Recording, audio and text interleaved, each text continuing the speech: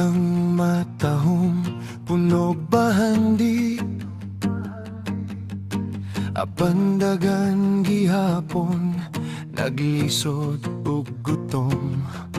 Ang singot sa pobre, tinagag sa yuta, samtang ang kadato, giilad sa sistema.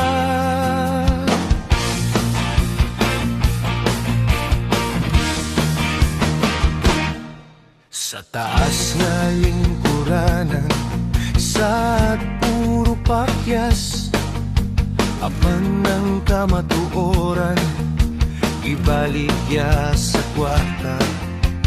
Ang kaban sa bayan, gihimo kaugalingon, ng katawan naghulat, ang hustisya na limta. Hangtod kanus ata, magpiyong-piyo.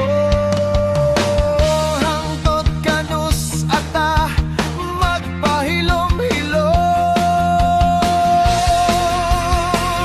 Dili tabuta, dili tabungol, kahibaw ta sa tinuod nga nahitabo. Kontrahon ang korupsyon, parugong isulti, kayang Pilipinas dili para sa pipilara ka tao. Pakibatok sa kalisod ug kawaton, kita mismo ang kalampusan sa nasud. Kung maghiusa ang katawan, ang kausapan, dili na damgulan.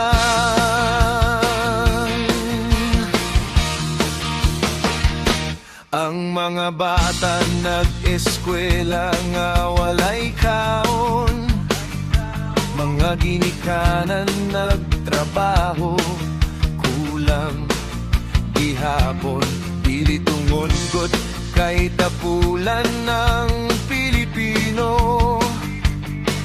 kundili ang sistema, dili patas sa tanan. Ang pagnubanan, dili sumpa sa kinabuhi, kung ang hustisya buhi, ang paglaom mabalik. Dili tabuta, dili tabungol, kahibaw ta sa tinuod nga nahitabo. Kontrahon ang korupsyon, barukog isulti, kayang Pilipinas dili para sa pipilara ka tao. Pakibatok sa kalisod ug kawaton, kita mismo ang kalampusan sa nasod. Kung maghiusa ang katawhan, ang kausaban, dili na damgulan. Dili armas ang among dala, kundili tingog, kamatuoran ug paglaom.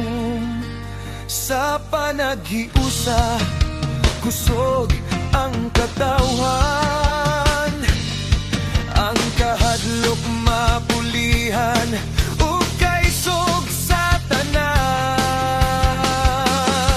Ang tinuod nga kausaban, magsugod sa kasing-kasing, ug mulapat sa barangay, lungsod ug nasod.